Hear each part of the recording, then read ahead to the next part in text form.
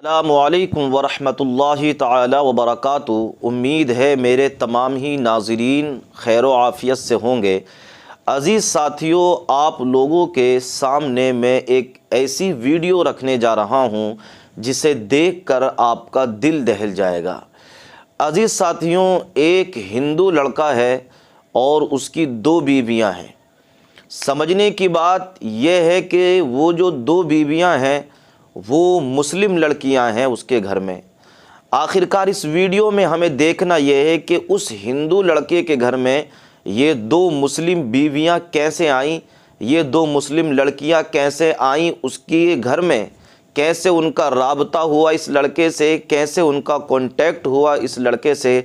आइए इस वीडियो को पूरा देख लीजिए, उसके बाद मैं आपको समझाऊंगा कि इसका मामला है क्या। जरा इस वीडियो को मुकम्मल सुनिए आप लोग। हाँ, आप हिंदू हैं? हाँ पता था। पता था? बिल्कुल धर्म पता था। नाम जब नाम से ही पता चलता है कौन हिंदू कौन हाँ, मुस्लिम। नाम से पता बहुत चल सारी जाता वीडियो है आती कौन हैं, लोग मुस्लिम जो है नाम बदल के अपना जो है लड़कियों को अपना प्रपोज करते हैं, फिर उसके बाद पता चलता बाद में। नहीं, हम लोग कंप्यूटर सेंटर में पढ़ते थे तो वहीं पे इनसे दोस्ती हुई थी, फिर प्यार पे शादी हुई थी। तो नाम वगैरह सब पता था। तो कंप्यूटर पढ़ने आप भी जाते थे?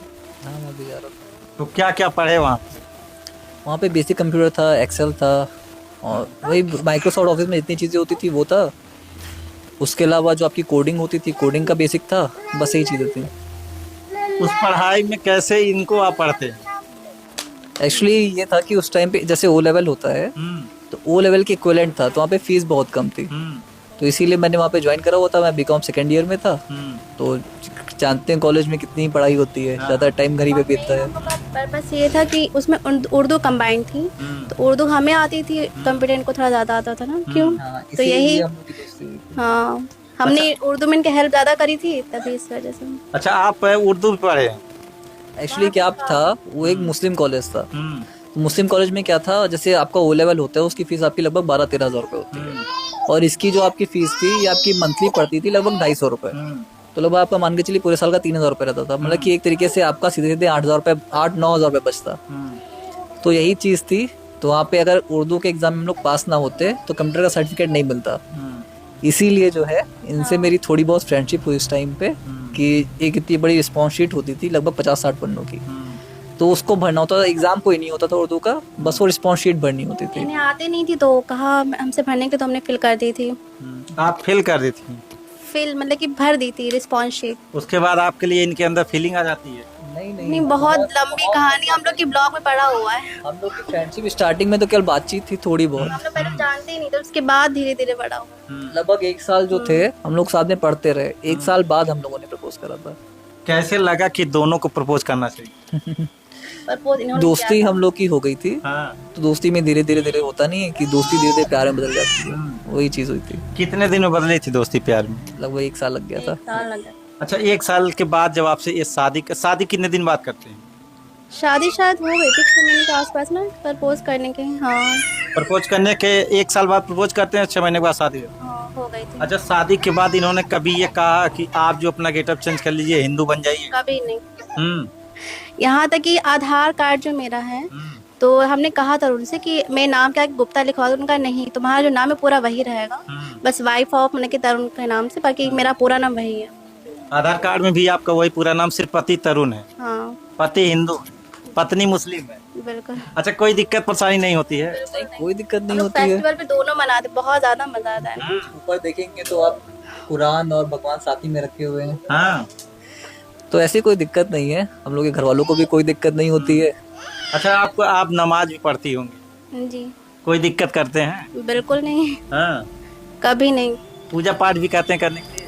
पूजा पाठ भी करते हैं, दिवाली आती है तो उसमें भी व्रत वगैरह भी रखते हैं, सारी चीजें करते हैं। पति के लिए व्रत भी रखती? जी बिल्कुल। मुस्लिम महिला आप थी, मुस्लिम लड़की थी, लेकिन आप हिंदू शादी करती हैं तो आप इनके लिए व्रत भी रखती हैं? बिल्कुल रखते हैं। इनकी लंबी उम्र के लिए? बिल्कुल, पति है मेरे।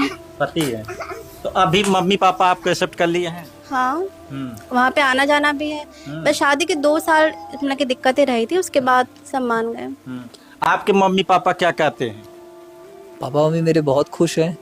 और लोग मतलब पापा की तरफ से स्टार्टिंग में थोड़ी दिक्कत थी। स्टार्टिंग में वो सही थे, फिर कोर्ट मैच के टाइम पे वो कह रहे थे कि मतलब कन्वर्जन कर लेंगे।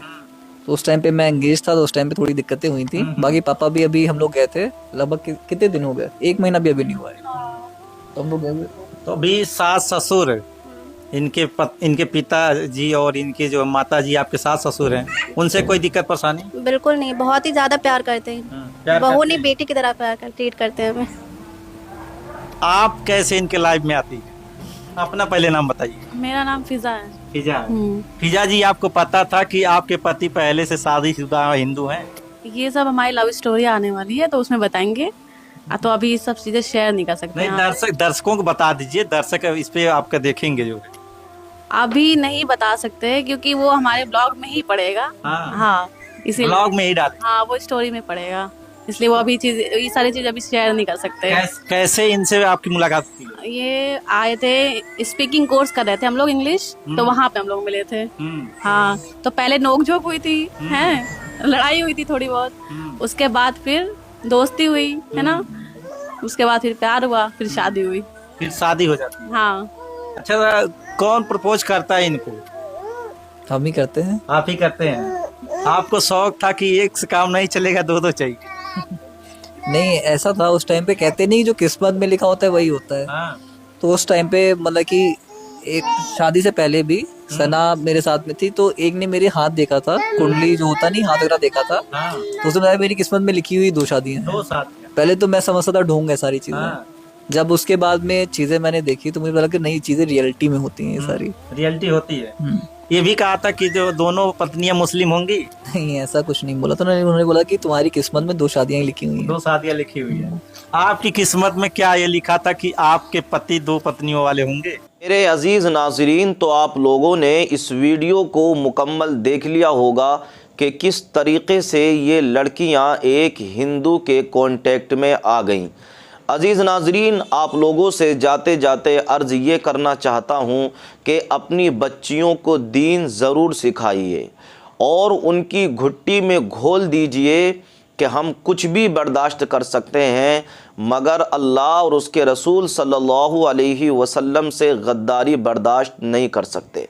हम हुजूर के वफ़ादार बनकर ज़िंदगी गुजारेंगे, हम हुजूर के सच्चे उम्मती बनकर अपने दीन पर कायम और दायम रहकर ज़िंदगी गुजारेंगे। अपनी बच्चियों को दीन सिखाइए और निकाह को आसान कीजिए। जब एक लड़की जब निकाहों की डिमांड सुनकर जब वो परेशान हो जाती है तो वो गैर मुस्लिमों से अपने ताल्लुक़ को मज़बूत कर लेती है।